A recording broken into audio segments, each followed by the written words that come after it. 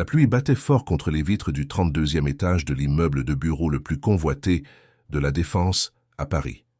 Raphaël Allard observait la ville en contrebas, les lumières floutées par l'eau qui ruisselait sur le verre, créant des motifs hypnotiques qu'il ne parvenait plus à apprécier. Il avait 42 ans, un empire financier évalué à des milliards d'euros, des appartements sur 3 continents et une solitude si profonde qu'il avait parfois l'impression de sombrer dans un puits sans fond. Sa routine était impeccable et vide. Il se réveillait à 5 heures du matin, s'entraînait pendant 1 heure avec son coach personnel, parcourait des rapports financiers en buvant un jus vert préparé par sa nutritionniste et plongeait dans des réunions interminables jusqu'à 22 heures. Le week-end, il se rendait dans sa propriété à Megève, un manoir de 2000 mètres carrés entouré de jardins qu'il remarquait à peine. Là, le silence était encore plus assourdissant. Raphaël n'avait pas commencé dans le vide. Il fut un temps où il rêvait, riait, aimait. Mais chaque marche sur l'échelle du succès avait exigé un sacrifice. D'abord, ce fut le temps avec ses amis. Ensuite, les relations qui ne survivaient pas à son obsession pour le travail. Enfin, quelque chose de plus subtil s'était perdu, quelque chose qu'il ne parvenait même pas à nommer. C'était comme si, en conquérant tout, il avait perdu la capacité de ressentir quoi que ce soit. Les femmes qui s'approchèrent de lui voulaient son argent ou son statut. Les cadres qui l'entouraient voulaient son pouvoir. Personne ne voulait connaître Raphaël, l'homme derrière la fortune. Et peut-être parce que, secrètement, il soupçonnait qu'il n'y avait plus rien à l'intérieur à connaître. Ce vendredi pluvieux d'avril, Raphaël quitta le bureau à 23 heures. Son chauffeur l'attendait, mais il le congédia d'un geste de la main. Il voulait conduire seul jusqu'à Megève, sentir le contrôle sur quelque chose, même si ce n'était qu'un volant. La route était glissante et le brouillard commençait à se former dans les montagnes. Il alluma la radio, mais l'éteignit aussitôt. Il préférait le silence. Il préférait toujours le silence, parce que le bruit du monde lui rappelait à quel point il en était déconnecté. Il arriva au manoir peu après 1 heure du matin. La propriété était éclairée, comme toujours, grâce aux minuteries automatiques, ce qui créait l'illusion de la vie là où il n'y en avait aucune. Raphaël se gara dans le garage qui pouvait accueillir 12 véhicules, mais où seulement 5 occupèrent l'espace. Il entra par la porte latérale, enlevant sa veste mouillée par la pluie et la jetant sur un fauteuil Louis XV qui avait coûté une fortune lors d'une vente aux enchères à Londres. Il ne se souciait pas de la pièce. Il ne se souciait de presque rien à l'intérieur, bien que chaque objet ait été soigneusement sélectionné par des décorateurs de renom. Il monta les escaliers en marbre italien en direction de sa chambre au 2e étage, mais l'épuisement et les 2 verres de whisky qu'il avait bu avant de quitter le bureau brouillaient sa perception. Dans le large couloir mal éclairé, Raphaël se trompa de porte. L'aile du personnel se trouvait à l'opposé de la maison, dans une section qu'il visitait rarement. Mais cette nuit-là, fatigué et distrait, il tourna la poignée de la mauvaise porte. Ce qu'il vit le paralysa complètement.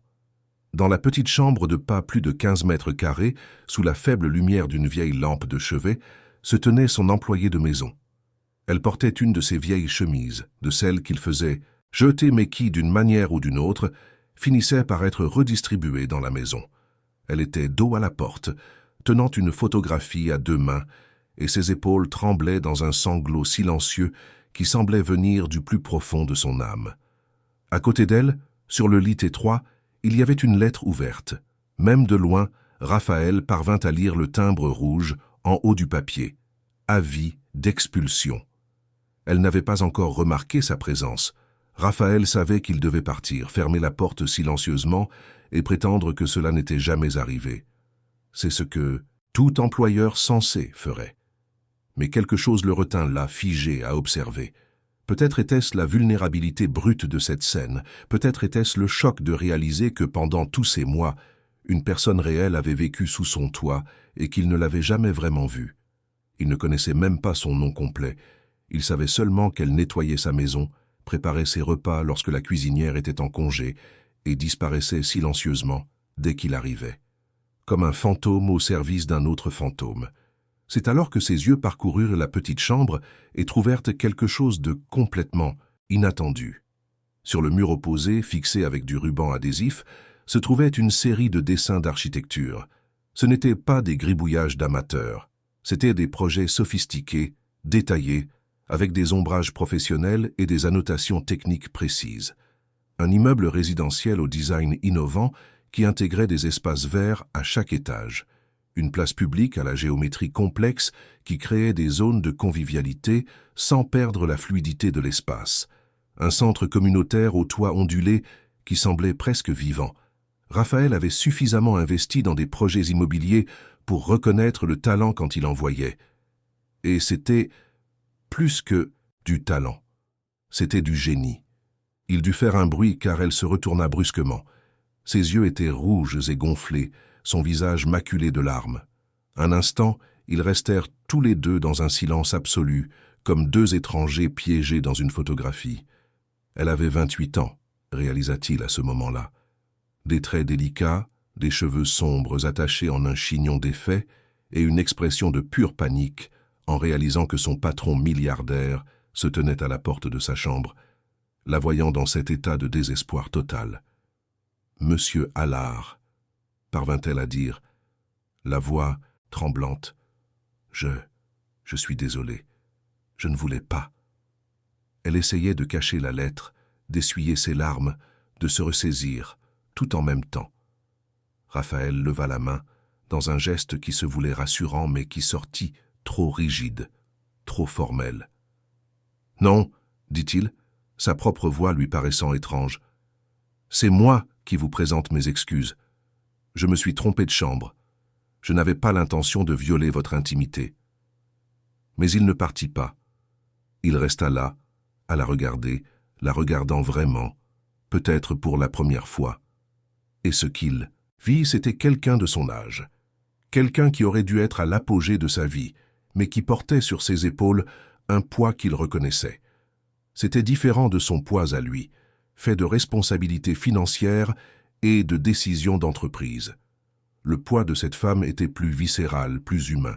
C'était le poids de celle qui soutient des personnes réelles, qui prend des décisions entre manger et payer des factures, qui pleure seule dans une chambre minuscule parce qu'il n'y a personne pour être témoin de sa douleur.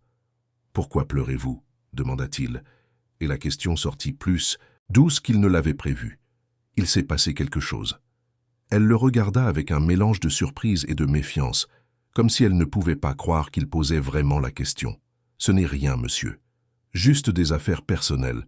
Je vais m'en occuper. » Raphaël aurait pu accepter la réponse. Il aurait dû l'accepter. Mais ses yeux retournèrent vers les dessins sur le mur, puis vers la lettre d'expulsion qu'elle essayait de cacher sous l'oreiller. « Vous êtes architecte, » dit-il, et ce n'était pas une question. Son visage se ferma encore plus. « Je l'étais. J'ai été. Je ne le suis plus. » « Pourquoi ?» La question sortit avant qu'il ne puisse y réfléchir.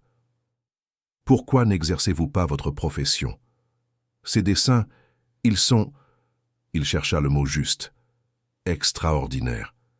N'importe quel cabinet d'architecture prestigieux vous embaucherait en un claquement de doigts. » Elle laissa échapper un rire amer, sans aucune joie. « Vous croyez vraiment que c'est si simple, monsieur ? Vous croyez que le monde ne fonctionne qu'avec le talent ?» Raphaël sentit le coup, bien qu'il ne lui soit pas spécifiquement destiné. Quelque chose dans la façon dont elle avait dit « monsieur » portait des décennies de frustration accumulées.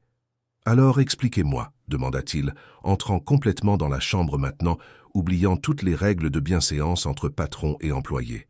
« Expliquez-moi pourquoi une architecte talentueuse nettoie ma maison. » Elle le fixa pendant un long moment, se demandant s'il était sincère ou si ce n'était qu'une cruauté de plus déguisée en intérêt. Finalement, comme si un barrage se rompait, elle commença à parler. « Mon nom est Marine Olivier. J'ai été diplômée de l'École nationale supérieure d'architecture de Paris-Belleville il y a 15. J'étais la meilleure de ma promotion. Mon projet de fin d'études a remporté le prix national d'architecture durable. J'avais des propositions de 3 cabinets à Paris. J'allais commencer dans l'un des plus grands, avec un salaire décent et une chance de progresser. Et puis mon père a eu un AVC. » Raphaël resta silencieux, mais quelque chose en lui commença à bouger, comme si un mécanisme rouillé se remettait enfin en marche après des années d'arrêt. « Mon père est ouvrier dans le bâtiment, » continua Marine, les mots sortant plus vite maintenant, comme si elle avait besoin de les expulser avant de perdre son courage. « Il a travaillé toute sa vie à porter des charges à monter sur des échafaudages, à construire des immeubles où il ne pourrait jamais habiter. Il a 56 ans et un corps de 80. L'AVC l'a laissé sans mouvement du côté droit. Il avait besoin de kinésithérapie intensive, de médicaments chers, de soins constants. Ma mère travaille comme femme de ménage, mais son salaire couvre à peine le loyer. J'ai 2 frères plus jeunes qui étudient encore, alors j'ai dû choisir. « Choisir entre quoi ?» demanda Raphaël, bien qu'il connaisse déjà la réponse. « Entre ma carrière et ma famille, entre mes rêves et leur survie. » Marine le regarda droit dans les yeux, et il y avait tant de douleur dans ce regard que Raphaël sentit comme un coup de poing dans l'estomac. « Vous savez ce que c'est de devoir faire un tel choix, monsieur, de devoir appeler des cabinets d'architecture prestigieux et dire que vous ne pouvez pas accepter le poste parce que vous avez besoin d'un travail qui paie à la semaine, en espèces. Pour pouvoir acheter des médicaments pour votre père le lendemain, vous savez ce que c'est de voir 4 ans d'université, de nuits blanches à étudier, de projets primés, tout se transformer en poussière parce que vous êtes né pauvre. » « Non, » admit Raphaël à voix basse, « je ne sais pas. » « Eh bien voilà. » Marine se retourna de nouveau vers le mur, vers ses dessins. « Alors j'ai accepté ce travail. Vous payez bien, vous payez à temps, et vous me donnez un logement. J'envoie presque tout mon salaire à la maison. Je vis dans cette chambre. Je porte des vêtements que vous alliez jeter, et je dessine la nuit pour ne pas oublier qui j'étais, ou qui j'aurais pu être. » Raphaël ressentit une honte si profonde qu'elle faillit le faire reculer. Honte de n'avoir jamais demandé. Honte d'avoir un manoir avec 20 chambres vides pendant que cette femme brillante vivait dans un cagibi. Honte de la quantité d'argent qu'il gaspillait pour des choses qui ne signifiaient rien pendant qu'elle envoyait chaque centime pour sauver sa famille. « Et la lettre d'expulsion ?» demanda-t-il, montrant le papier qu'elle cachait. Marine hésita, puis prit la lettre et la lui tendit avec un geste de défaite. « Mes parents l'ont reçue aujourd'hui. 3 000 € de loyer en retard. Le propriétaire leur a donné 15 jours où ils seront expulsés. Ma mère m'a appelé en pleurant.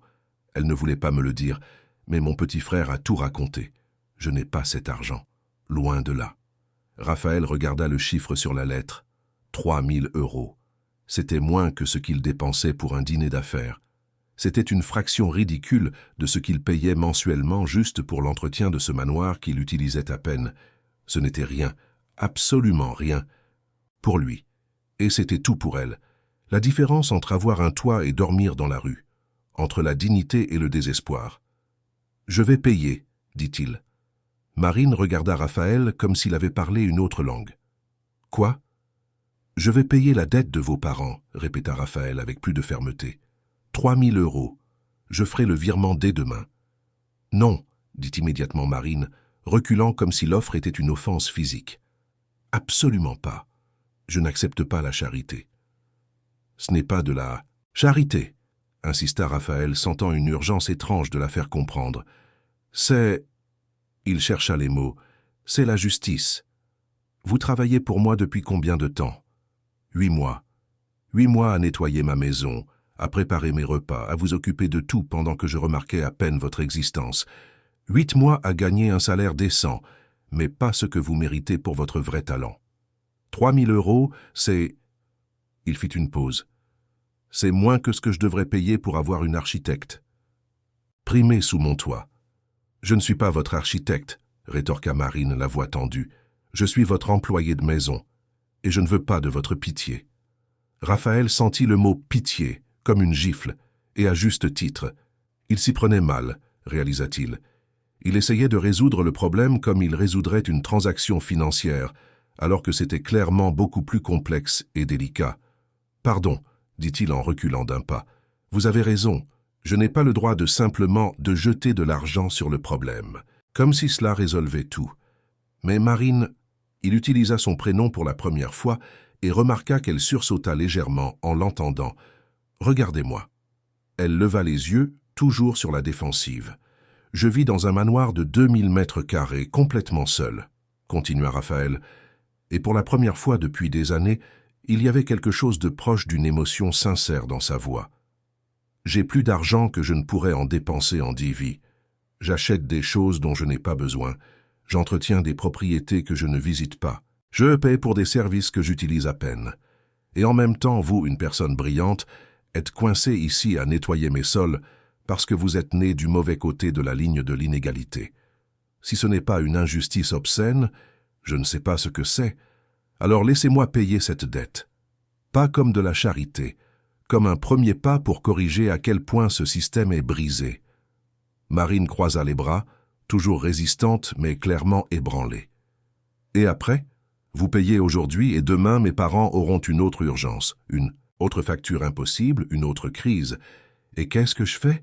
Je reviens pleurer dans ma chambre en espérant que vous ouvrirez la mauvaise porte? Non, dit Raphaël lentement. Demain, vous redevenez architecte. Marine laissa échapper un rire sans joie.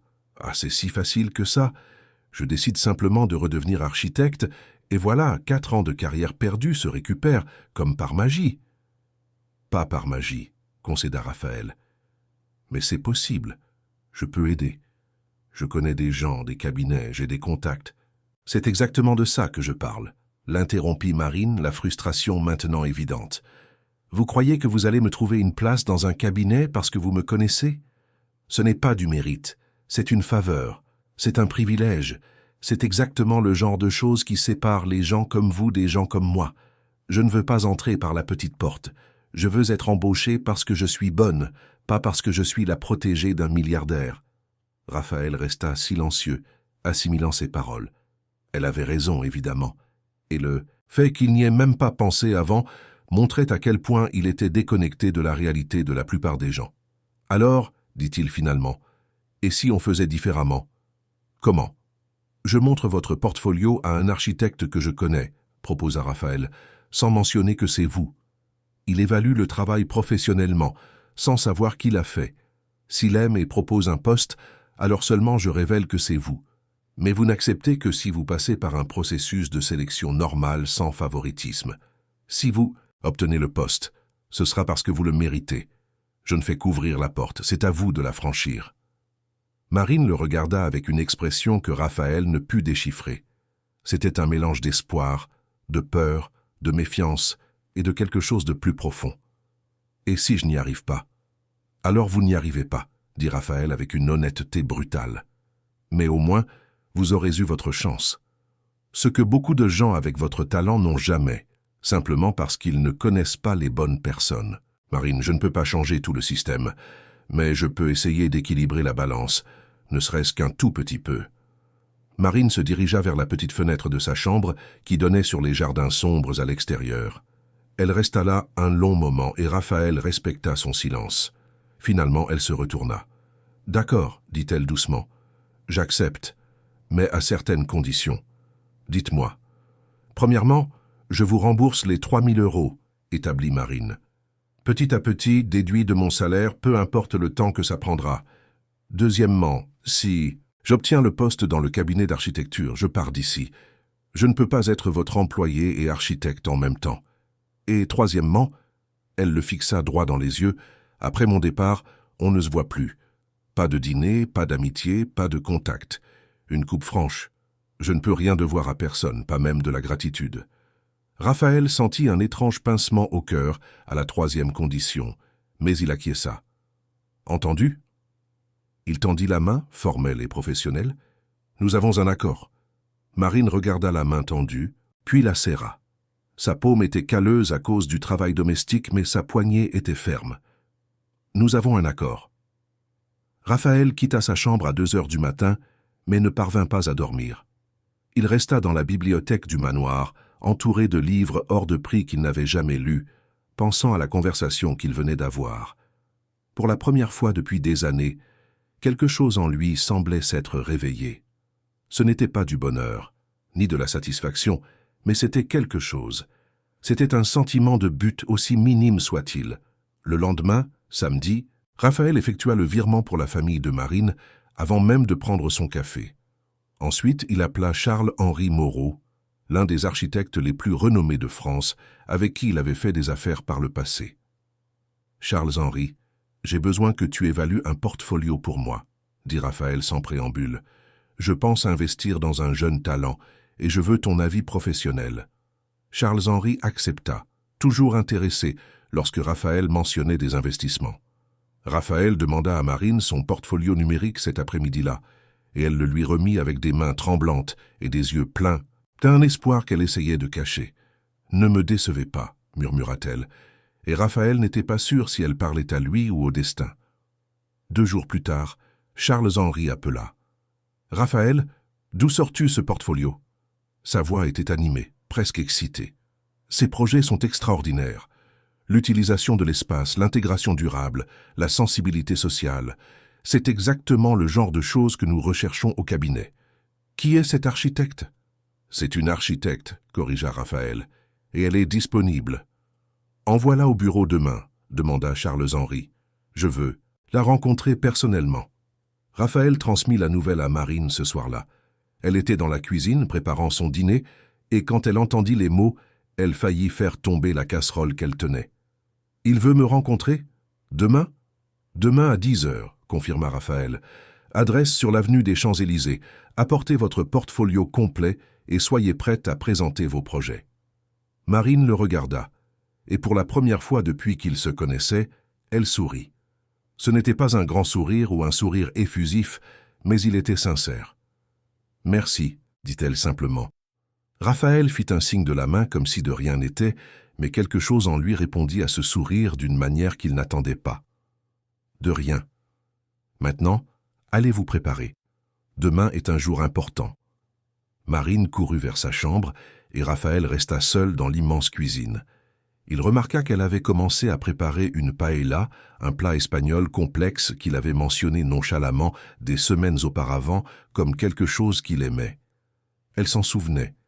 Cette femme qu'il avait traitée comme invisible pendant 8 mois prêtait attention à des détails sur lui que même lui ne remarquait pas. Cette nuit-là, Raphaël prit une décision impulsive. Il décida de préparer le dîner lui-même pour célébrer la réussite de Marine. Il décida de faire une paella puisqu'elle avait commencé. À quel point cela pouvait-il être difficile? Il avait vu des chefs le faire à la télévision d'innombrables fois. Il avait tous les ingrédients. Il avait des poêles valant des dizaines de milliers d'euros. Il avait la confiance de celui qui n'a jamais échoué dans tout ce qu'il a vraiment entrepris. 1 heure plus tard, la cuisine ressemblait à une zone de guerre. Il y avait du riz partout. Les fruits de mer étaient caoutchouteux. Le safran avait taché le marbre du plan de travail. La fumée du riz brûlé déclencha l'alarme incendie, faisant retentir les sirènes de manière assourdissante dans tout le manoir. Raphaël était au milieu du chaos, tenant une cuillère en bois comme une arme inutile, quand Marine arriva en courant. Elle s'arrêta à la porte de la cuisine, regarda la scène de destruction, regarda Raphaël avec sa chemise de ville tachée de sauce tomate et son expression de désespoir total, et fit quelque chose qu'il ne l'avait jamais entendu faire. Elle rit. Ce ne fut pas un petit rire poli, ce fut un éclat de rire franc, sincère, venu du fond du cœur, le genre de rire qui libère quelque chose de prisonnier depuis longtemps. « Monsieur Allard, » parvint-elle à dire entre 2 rires, « qu'est-ce que vous essayez de faire ?»« Une paella, » admit misérablement Raphaël. « J'essayais de faire une paella. » Marine regarda la poêle ruinée et rit encore plus. Puis, essuyant les larmes de rire, elle s'approcha de lui. « Poussez-vous, » ordonna-t-elle, toujours souriante. « Laissez une professionnelle s'en occuper. »« Vous n'avez pas besoin de... » commença Raphaël, mais elle le poussa gentiment sur le côté. « Je sais que je n'ai pas besoin, mais je veux. Maintenant, asseyez-vous là, » dit-elle, en montrant un tabouret, « et observez comment on fait une vraie paella. » Raphaël s'assit et regarda Marine prendre le contrôle de la cuisine avec une efficacité militaire. Elle sauva ce qu'elle pouvait des ingrédients, jeta ce qui était perdu, recommença tout à zéro. Et pendant qu'elle cuisinait, elle parlait, expliquant chaque étape, chaque ingrédient, chaque technique. Raphaël réalisa qu'elle n'enseignait pas seulement la paella, mais aussi la patience, le processus, comment certaines choses ne peuvent être ni achetées ni précipitées, mais doivent être construites avec soin. 40 minutes plus tard, il y avait une paella parfaite sur la table de la cuisine. Marine servit 2 assiettes et s'assit à côté de lui, pas en face comme il conviendrait entre patron et employé, mais à côté, comme des égaux. Ils mangèrent en silence pendant quelques minutes, et c'était le silence le plus confortable que Raphaël ait connu depuis des années. Marine arrêta de manger et regarda Raphaël. « Je peux vous poser une question ?» Raphaël remarqua qu'elle avait abandonné le « monsieur » Et cela signifiait quelque chose bien qu'il ne sût pas exactement quoi. Bien sûr. Pourquoi vivez-vous comme ça? Marine fit un geste vague vers le manoir qui les entourait. Seul, dans cet endroit immense. Vous avez tout ce que l'argent peut acheter, mais vous semblez... Elle hésita. Vous semblez si vide. Raphaël posa sa fourchette, la question le prenant au dépourvu par son honnêteté brutale. Parce que je ne sais pas vivre autrement, admit-il après un long silence. J'ai passé tellement de temps à construire mon empire que j'ai oublié comment construire quoi que ce soit d'autre. Les relations, les amitiés, les liens réels, tout cela demande du temps et de la vulnérabilité, et j'ai sacrifié les deux sur l'autel du succès. Vous le regrettez? Tous les jours, dit Raphaël, et c'était la chose la plus honnête qu'il ait dite depuis des années. Mais je ne sais pas comment revenir en arrière. Comment se reconnecter au monde quand on a passé des décennies à s'en isoler? Marine devint pensive, jouant avec sa nourriture avec sa fourchette. Vous savez ce qui est drôle? Mes parents sont pauvres. Ils vivent dans un 2 pièces dans un quartier ouvrier de Saint-Denis. Mon père passe ses journées à regarder la télévision parce qu'il ne peut plus travailler. Ma mère rentre à la maison avec le dos en compote à force de frotter des sols. Et pourtant, chaque dimanche, quand j'arrivais à leur rendre visite avant de venir travailler ici, la maison était pleine de vie. Des voisins qui entraient sans frapper pour prendre un café. Mon frère qui jouait de la guitare dans le salon. Ma mère qui chantait en cuisinant. Ils n'avaient rien, mais ils avaient tout. Le lien, la communauté, l'amour. Des choses qui ne s'achètent pas. Et maintenant, demanda doucement Raphaël. Maintenant, j'envoie de l'argent et ils prétendent que tout va bien pour ne pas m'inquiéter. J'appelle le dimanche et j'entends ma mère mentir en disant que mon père va mieux alors que je sais que ce n'est pas le cas. J'ai perdu l'architecture et je les ai perdus eux aussi, d'une certaine manière. Je suis coincé entre deux mondes n'appartenant à aucun. Marine le regarda. Je crois que je comprends votre solitude mieux que vous ne l'imaginez. Raphaël sentit une connexion si forte à ce moment-là qu'elle faillit l'effrayer. Voici deux étrangers, séparés par des milliards d'euros et des mondes d'expérience, mais unis par la même solitude fondamentale.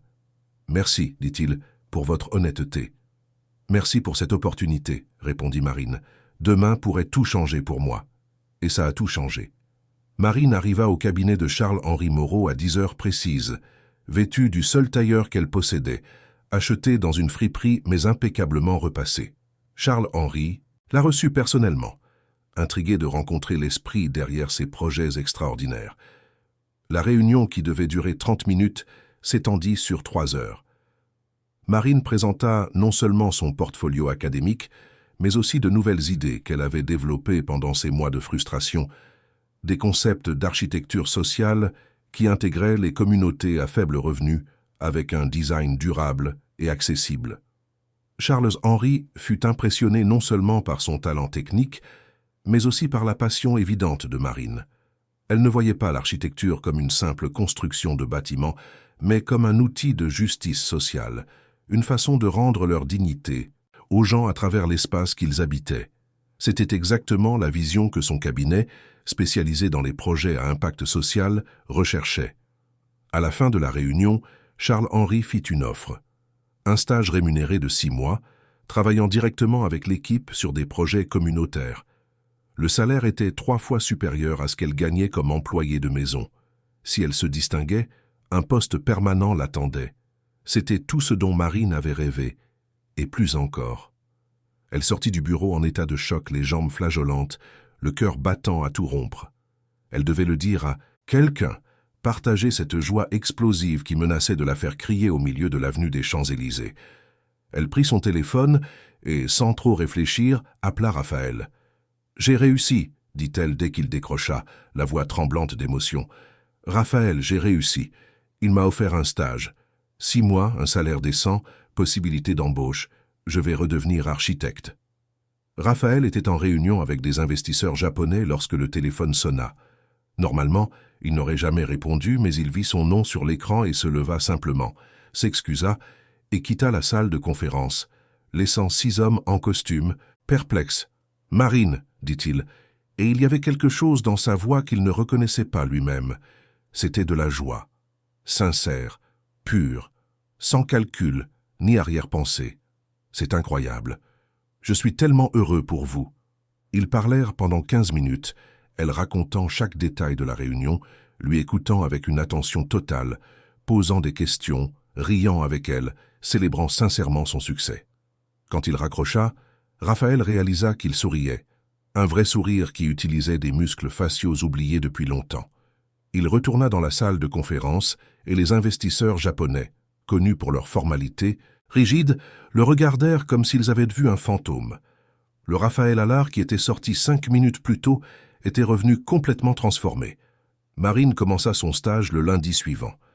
Comme convenu, elle quitta le manoir de Megève, loua une petite chambre dans une pension à Paris, plus près du bureau. Raphaël l'aida avec le déménagement, insistant pour payer le premier mois de loyer comme gratification pour son temps de service. Marine accepta, parce qu'elle en avait besoin, mais précisa que ce serait la dernière aide financière qu'elle accepterait de sa part. Quand elle partit avec ses quelques valises, Raphaël se retrouva de nouveau seul dans le manoir. Mais cette fois, la solitude était différente.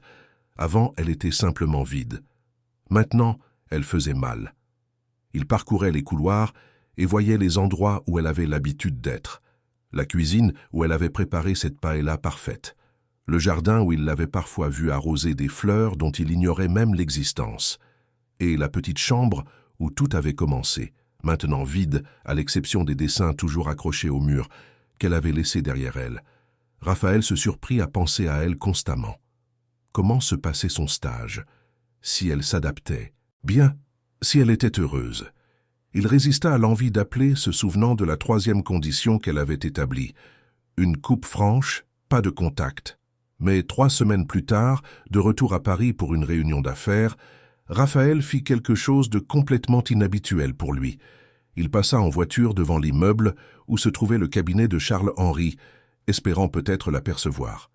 Il ne vit pas Marine, mais il vit quelque chose qui le fit arrêter la voiture. Dans la vitrine du cabinet était exposé un projet, une maquette architecturale d'une aire de jeu pour enfants à la Courneuve, l'un des quartiers populaires les plus connus de la banlieue parisienne. Le design était clairement le sien. Il portait sa signature dans chaque détail, la façon dont il intégrait la nature et la fonctionnalité, comment il créait des espaces qui respectaient et célébraient la communauté au lieu d'essayer de la changer. Sous la maquette, une plaque, projet pilote, architecte Marine Olivier.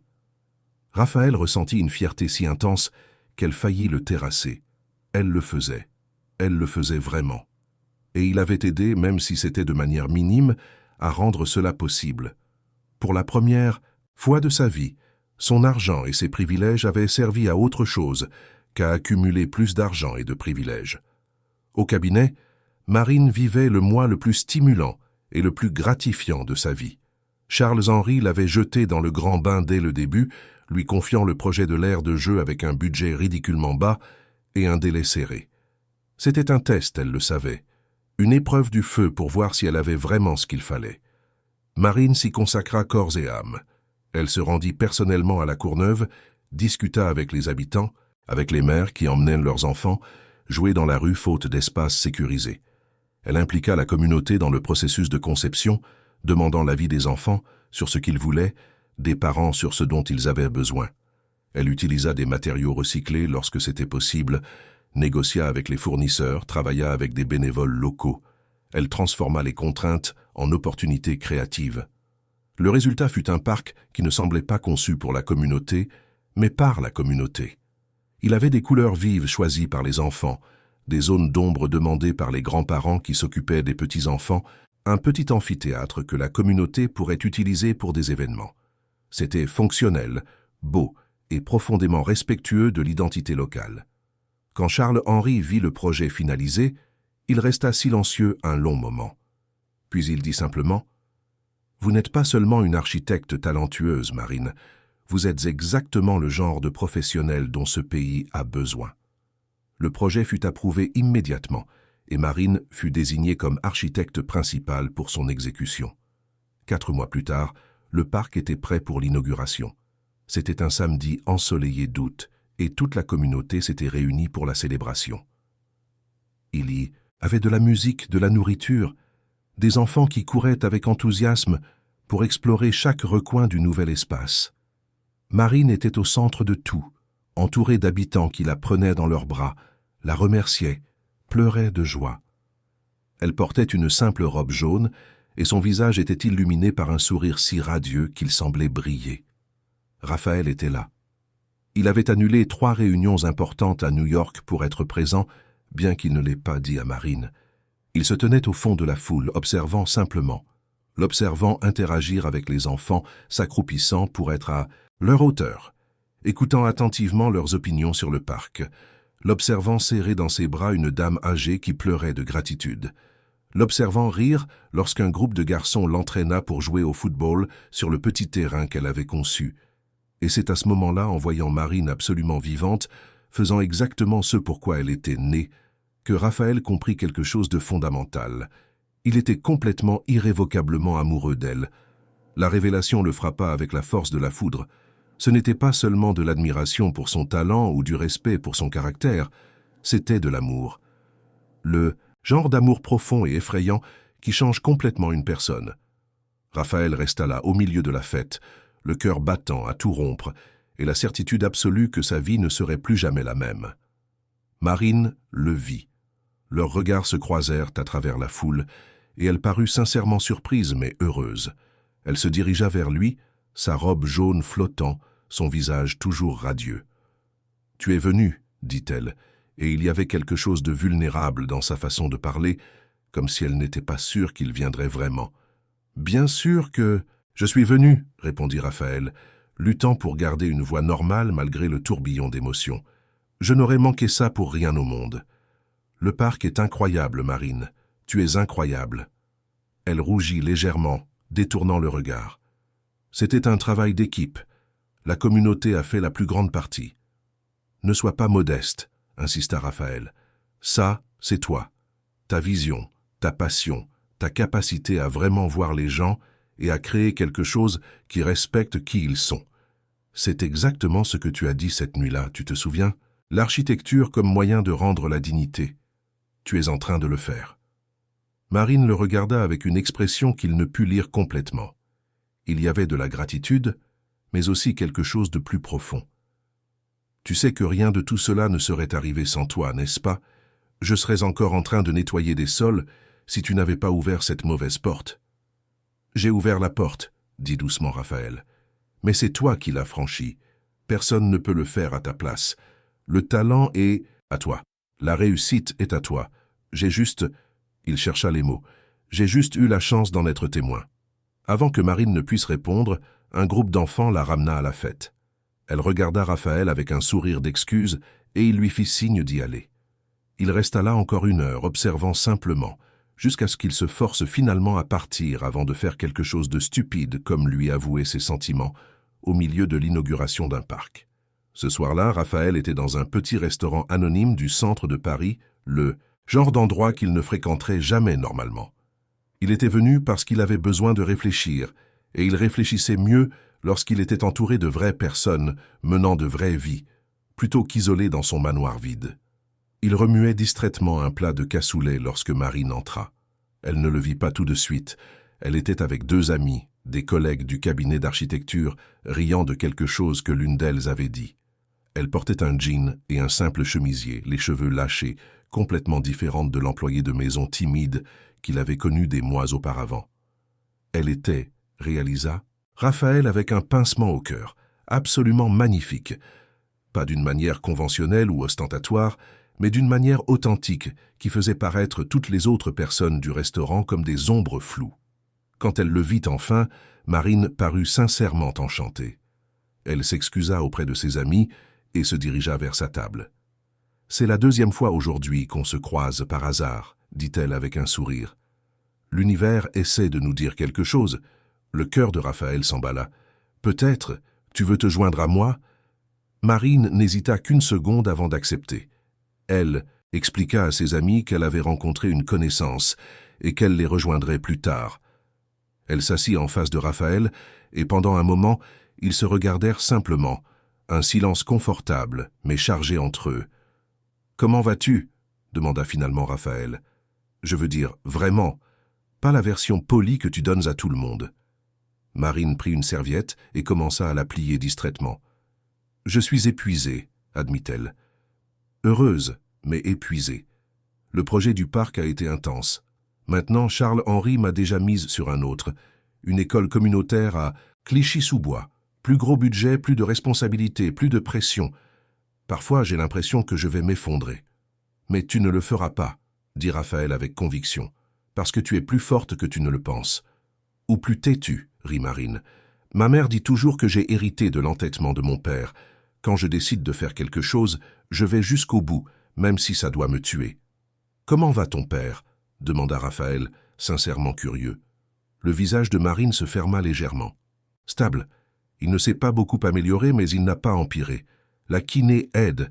Il peut bouger un peu mieux maintenant. Il n'a pas repris le travail, évidemment. Mais au moins, il n'est pas totalement dépendant. Marine fit une pause. Merci d'avoir payé cette dette, d'ailleurs. Mes parents n'ont pas été expulsés. Ma mère a allumé un cierge pour toi à l'église.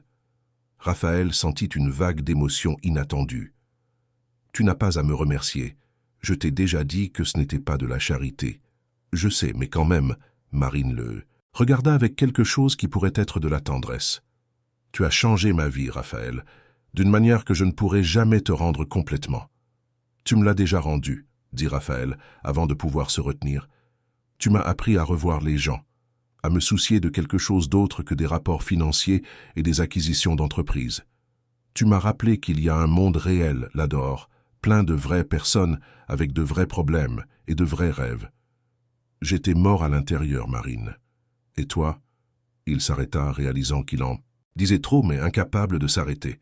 Tu m'as ramené à la vie. Marine devint très silencieuse, les yeux fixés sur lui. Raphaël, commença-t-elle, la voix hésitante, ne dis pas ça, s'il te plaît. Pourquoi ? Parce que ça rend tout confus. Marine détourna le regard. Quand j'étais ton employé, tout était simple. Il y avait une ligne claire entre nous.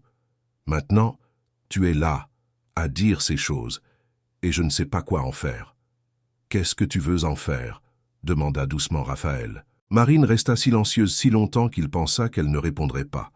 Finalement, elle dit « Je veux qu'on soit amis, de vrais amis, sans complications, sans ça. » Elle fit un geste vague entre eux. « Tu es trop important pour moi pour risquer de tout gâcher. » Raphaël sentit son cœur se serrer, mais il força un sourire.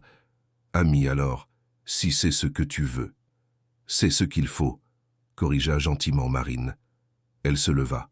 « Je dois retourner voir mes amis. Elles doivent déjà trouver ça étrange. »« Bien sûr, » dit Raphaël en se levant aussi. « C'était bien de te voir, Marine. C'était bien de te voir aussi. » Marine hésita, puis se pencha impulsivement et lui fit un baiser sur la joue. « Prends soin de toi, Raphaël, et merci. Pour tout. » Elle partit, laissant derrière elle une traînée de parfums floral bon marché et la chaleur fantôme de ses lèvres sur sa peau. Raphaël se rassit, regardant le cassoulet qui avait refroidi dans son assiette, et réalisa qu'il avait commis une erreur. Il avait montré ses sentiments trop tôt, il l'avait effrayé. Maintenant, il devrait reculer, lui donner de l'espace, être juste l'ami dont elle avait besoin, même si cela le tuait de l'intérieur. Les mois suivants furent une délicieuse torture. Raphaël et Marine établirent une amitié prudente, délicate. Ils dînaient ensemble de temps en temps, toujours dans des lieux publics. Ils échangeaient des messages sur des sujets triviaux. Il lui posait des questions sur ses projets. Elle lui en posait sur ses affaires. Ils gardaient tout léger, superficiel, sûr. Mais il y avait une tension toujours présente, un courant électrique qui passait entre eux chaque fois que leurs regards se croisaient, chaque fois que leurs doigts se touchaient accidentellement en passant le sel. Marine prospérait professionnellement. Le projet de l'école communautaire fut un succès encore plus grand que le parc. Sa réputation grandissait dans le milieu de l'architecture sociale. On commença à l'inviter pour des conférences, des consultations, des collaborations. À 29 ans, elle vivait enfin la vie dont elle avait toujours rêvé. Raphaël aussi avait changé. Il commença à s'impliquer dans la philanthropie pour de vrai, pas seulement en signant des chèques à des organisations caritatives, mais en participant réellement. Il visitait des projets, rencontrait des bénéficiaires, comprenait où allait l'argent. Il réduisit sa charge de travail, délégua plus de responsabilités, arrêta de travailler 7 jours sur 7. Il commença à vivre, pour la première fois depuis des décennies. Mais il y avait toujours Marine. Au fond de chaque décision, de chaque changement, il y avait elle. Le désir d'être digne d'elle, d'être le genre d'homme qu'une femme comme elle pourrait aimer sans réserve. Il savait qu'il était pathétique, à 42 ans, amoureux comme un adolescent, mais il ne pouvait s'en empêcher.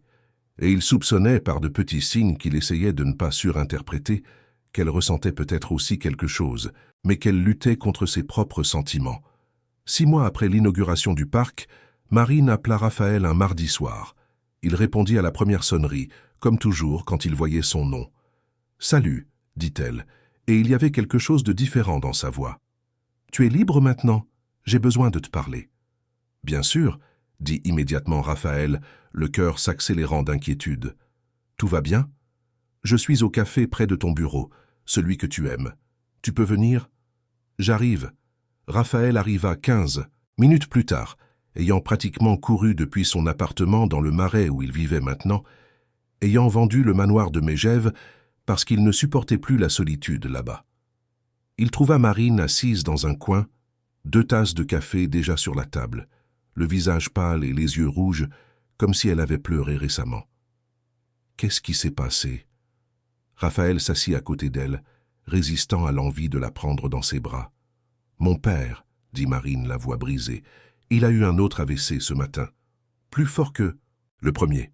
Il est à l'hôpital maintenant, en soins intensifs. » Raphaël sentit le monde s'arrêter. « Je suis tellement désolé, Marine. Tellement, tellement désolé. Comment va-t-il?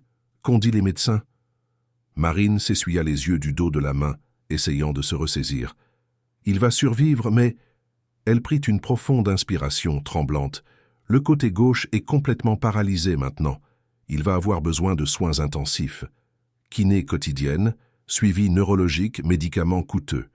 Les médecins ont parlé de traitements expérimentaux qui pourraient t'aider, mais la mutuelle ne couvre pas. Tout est privé. On parle de 20-30 000 euros par mois. Ma mère est désespérée. « Et toi ?» demanda doucement Raphaël. Marine fit une pause, les yeux se remplissant à nouveau de larmes. « J'ai peur, Raphaël.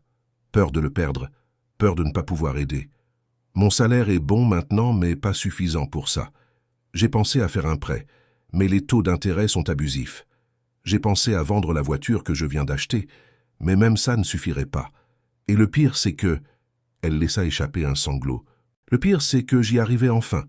Je construisais enfin ma carrière, et maintenant je vais devoir choisir à nouveau. » « Choisir ? Entre mon père et mon avenir, » expliqua Marine, la voix chargée d'angoisse. « Charles-Henri m'a offert un poste permanent au cabinet. Super salaire, avantages, plan de carrière. Mais c'est à temps plein, parfois plus. Je ne pourrai pas m'occuper de mon père et garder ce travail.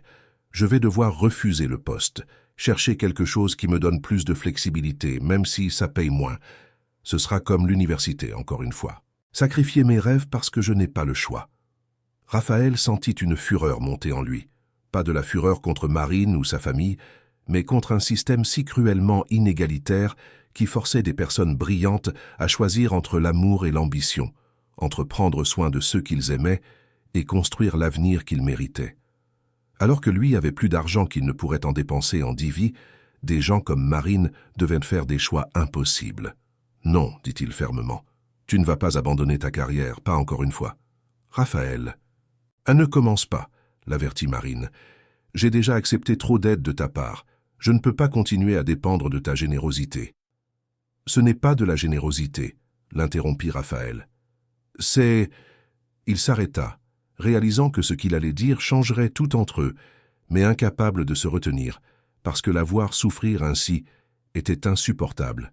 « Épouse-moi, Marine. » Elle le fixa comme s'il avait parlé en mandarin. « Quoi ? » « Épouse-moi, » répéta Raphaël, maintenant engagé dans l'idée. « Écoute, je sais que ça semble fou. Je sais que c'est soudain. Mais réfléchis avec moi. Si on se marie légalement, je peux couvrir toutes les dépenses médicales de ton père. Je peux engager les meilleurs spécialistes, payer les traitements expérimentaux, garantir qu'il ait les soins dont il a besoin aussi longtemps qu'il le faudra. Je peux engager des infirmiers pour rester avec lui à plein temps, pour que ta mère n'ait pas à tout porter seule. Tu n'auras pas à choisir entre ta carrière et ta famille, Parce que je m'occuperai aussi de ta famille. Marine secoua la tête, reculant. Non, non, non, Raphaël, tu ne peux pas simplement proposer le mariage comme si c'était une transaction commerciale. Ce n'est pas une transaction, insista Raphaël, prenant ses mains entre les siennes. Marine, écoute-moi, je t'aime, je suis amoureux de toi depuis des mois, j'ai essayé de le cacher, j'ai essayé de respecter tes limites, mais c'est la vérité. Je t'aime. Je voulais te demander en mariage de toute façon, j'attendais juste le bon moment. La situation de ton père ne crée pas mes sentiments, elle ne fait qu'accélérer ce qui était déjà inévitable. Tu ne peux pas m'aimer, protesta Marine, mais sa voix était faible, incertaine. Tu me connais à peine. On a été patron et employé, puis des amis distants. Ce n'est pas suffisant pour se marier. Je te connais mieux que je n'ai connu personne d'autre dans ma vie, dit Raphaël intensément. Je connais ta passion pour l'architecture, ta loyauté envers ta famille, ta force absurde face à des obstacles qui terrasseraient n'importe qui. Je sais comment tu te soucies des gens, comment tu fais passer les autres avant toi-même, comment tu transformes tout ce que tu touches en quelque chose de plus beau. Je connais le son de ton rire quand tu trouves vraiment quelque chose de drôle. Je sais comment tu fronces le nez quand tu es concentré. Je sais que tu prends ton café avec 2 sucres, mais que tu fais semblant de le boire noir quand tu es avec des gens que tu veux impressionner.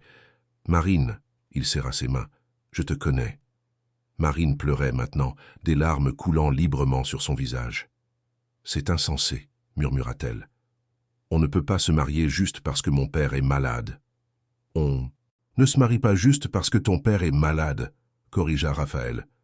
On se marie parce que je t'aime et parce que, si j'ai ces ressources, ce privilège obscène, la moindre des choses que je puisse faire est de les utiliser pour aider la personne qui compte le plus pour moi. Ta famille sera ma famille, Marine. Tes problèmes seront mes problèmes, pas parce que j'ai pitié de toi, mais parce que je te choisis. Je te choisis tous les jours, je veux passer le reste de ma vie à te choisir. Et si tu changes d'avis, demanda Marine, vulnérable, et si tu te réveilles dans 6 mois et que tu réalises que tu as fait une erreur, que je ne suis pas assez bien pour ton monde? Marine, tu es trop bien pour mon monde, dit Raphaël avec une conviction absolue. Tu as plus d'intégrité, plus de valeur réelle que toute l'élite sociale que je connais réunie. Ils te jugeront parce que tu viens d'un monde différent, mais qu'est-ce qu'on en a à faire? Je me fiche de leur opinion. Seule la tienne m'importe. Marine resta silencieuse un long moment, digérant tout. Finalement, elle dit, il y a des conditions. Si on fait ça, il doit y avoir des conditions. N'importe quoi. Premièrement, ce n'est pas un mariage de convenance, établit Marine. Si on se marie, c'est pour de vrai. Un véritable engagement, pas un arrangement sur le papier. Deuxièmement, je garde mon indépendance financière. Mon salaire est à moi. Je ne veux pas devenir dépendante de toi. Troisièmement, si ça ne marche pas, si on se rend compte qu'on a fait une erreur, on se promet d'être honnête l'un envers l'autre, sans rester piégé par obligation. Et quatrièmement, elle le fixa. Tu dois me promettre que tu n'utiliseras jamais ça contre moi, que tu ne me jetteras jamais à la figure que tu m'as aidé, que tu as sauvé ma famille.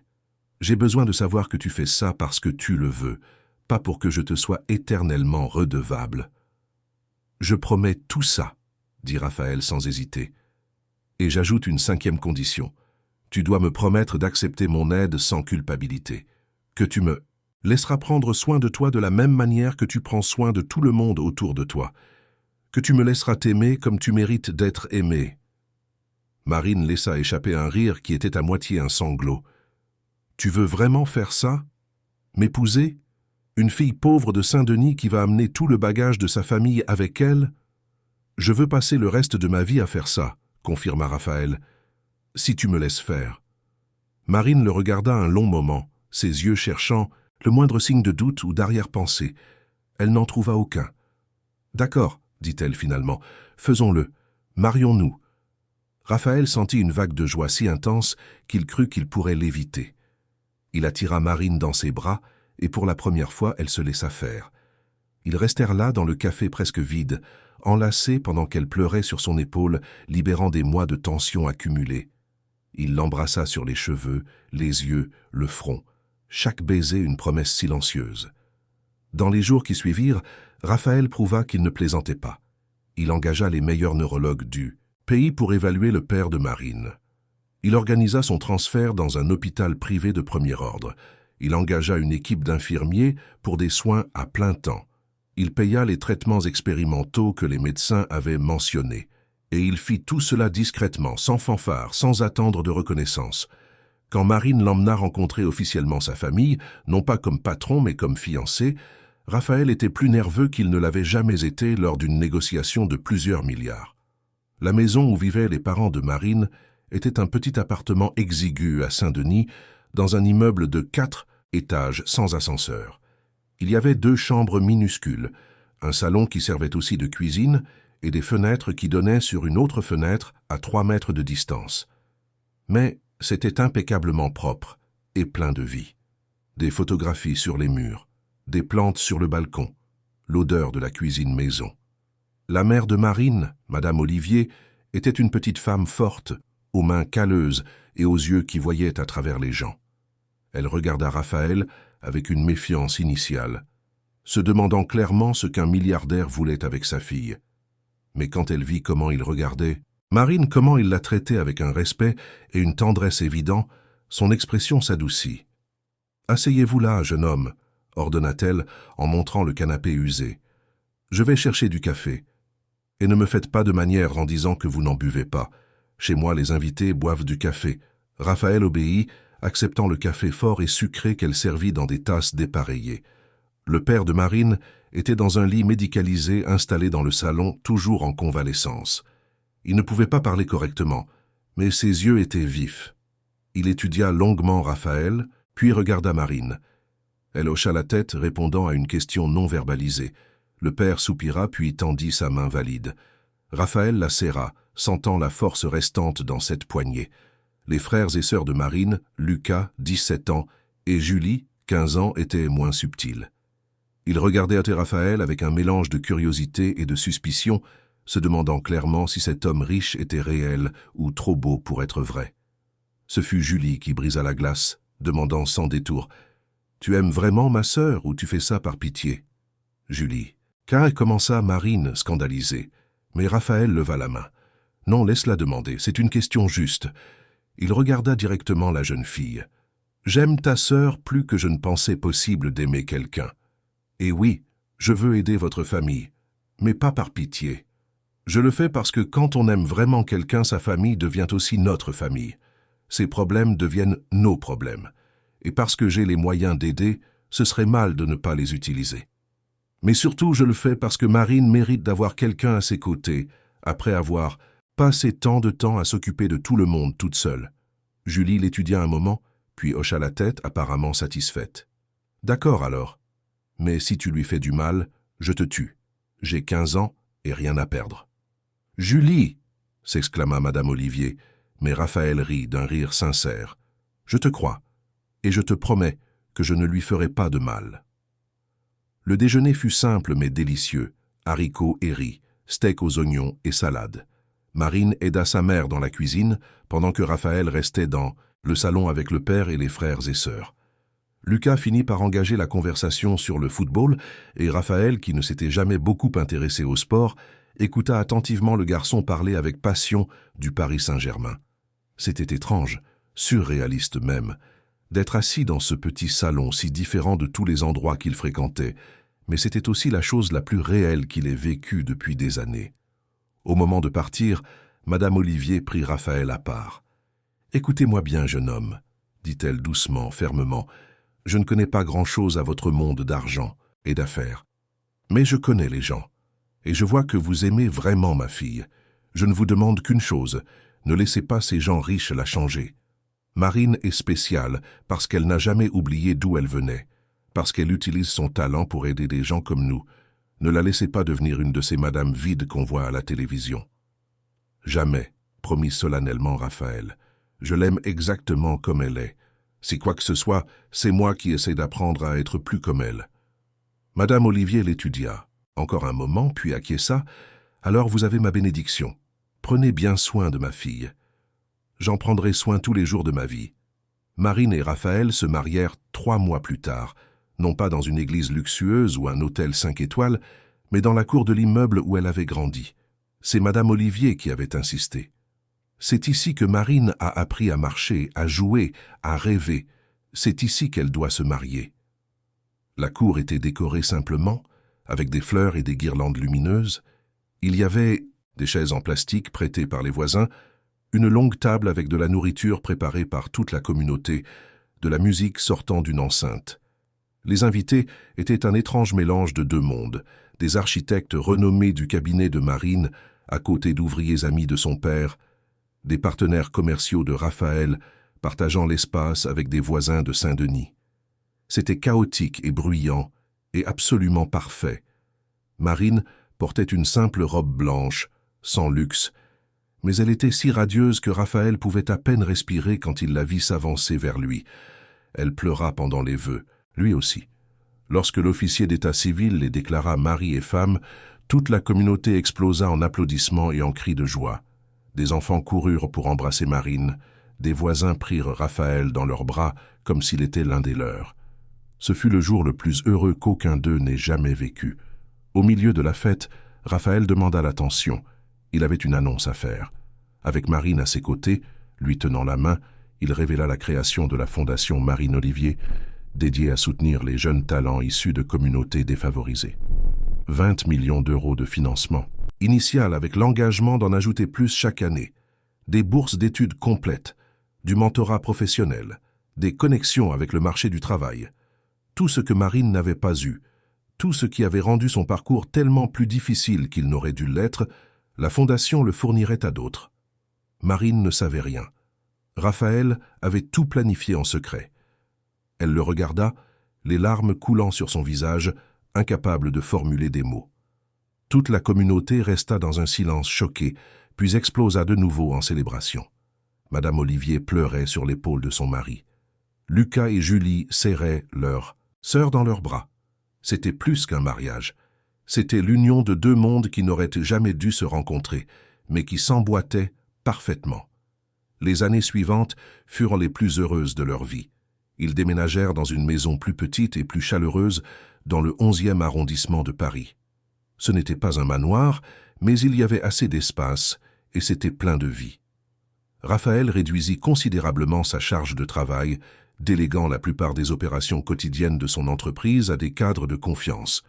Il ne travailla plus que 4 jours par semaine, consacrant le reste de son temps à la fondation et à être présent dans la vie réelle. Marine continua de prospérer en tant qu'architecte. Elle devint l'une des professionnelles les plus respectées en architecture sociale du pays. Ses projets remportèrent des prix internationaux. Elle donnait des conférences dans des universités, inspirant de jeunes architectes à utiliser leurs compétences pour avoir un impact social. Et le meilleur de tout, elle pouvait faire tout cela sans sacrifier sa famille cette fois-ci. Le père de Marine s'améliora considérablement avec les traitements. Il ne retrouva jamais complètement le mouvement du côté gauche, mais il pouvait marcher avec l'aide d'une canne, parler clairement, et même recommencer à faire de petits travaux de consultation pour des entreprises de construction. Madame Olivier put enfin réduire ses heures de travail, passer plus de temps avec ses enfants. Lucas entra à l'université d'ingénierie avec une bourse complète de la Fondation. Julie se découvrit un talent pour le design et était également soutenue. Mais tout ne fut pas facile. Le monde social de Raphaël, comme Marine l'avait prédit, ne l'accepta pas facilement. Il y avait des dîners où d'autres femmes la regardaient avec un dédain à peine dissimulé, des événements caritatifs où on la traitait comme une intruse. Des commentaires malveillants sur la croqueuse de diamants circulaient dans les cercles d'élite. Marine essayait de ne pas y prêter attention, mais Raphaël voyait à quel point cela la blessait. Lors d'un gala particulièrement horrible, où 3 femmes firent des commentaires cruels sur les origines de Marine assez forts pour qu'elle les entende, Raphaël prit une décision. Au milieu de l'événement, il prit le micro et fit un discours improvisé. Il parla de privilèges et de mérites, de la façon dont l'élite se congratulait pour des réussites qui n'étaient que les conséquences d'être nés du bon côté, tandis que des personnes comme Marine accomplissaient l'extraordinaire malgré tous les obstacles que la société mettait sur leur chemin. Il parla des vraies valeurs par rapport aux valeurs superficielles. Et il conclut en disant que si quelqu'un ici avait un problème avec sa femme, il devrait le régler directement avec lui, car elle avait plus de classe et de caractère que toute la salle réunie. Le silence fut assourdissant. Puis, étonnamment, l'une des femmes les plus influentes de la société parisienne, se mit à applaudir. D'autres se joignirent à elle. Pas tous, certains partirent indignés, mais suffisamment pour faire une différence. Marine regarda Raphaël avec un mélange de mortification et d'amour profond. Puis, elle lui murmura à l'oreille « Tu es complètement fou, je t'aime tellement ». La fondation grandit au-delà de toute attente. La première année, elle soutint 50 jeunes de communautés défavorisées. La deuxième, 200. La troisième, elle commença à s'étendre à d'autres villes. Marine était profondément impliquée, non seulement en prêtant son nom, mais en travaillant activement avec les bénéficiaires, en les mentorant, en les conseillant, en les connectant. Voir de jeunes talents obtenir les opportunités qu'elle avait failli perdre était la chose la plus gratifiante qu'elle ait jamais faite. Raphaël avait complètement changé. L'homme émotionnellement vide qui vivait seul dans un manoir caverneux était méconnaissable. Il riait maintenant, riait vraiment. Il avait de vrais amis, pas seulement des contacts d'affaires. Il rendait visite à la famille de Marine tous les dimanches, jouait au domino avec les voisins, aidait Lucas avec ses devoirs de mathématiques. Il découvrit qu'il était doué avec les enfants et commença à mentionner nonchalamment l'idée d'avoir peut-être ses propres enfants un jour. Un soir, 5 ans après leur mariage, ils étaient assis sur le balcon de leur maison, regardant le coucher de soleil sur Paris.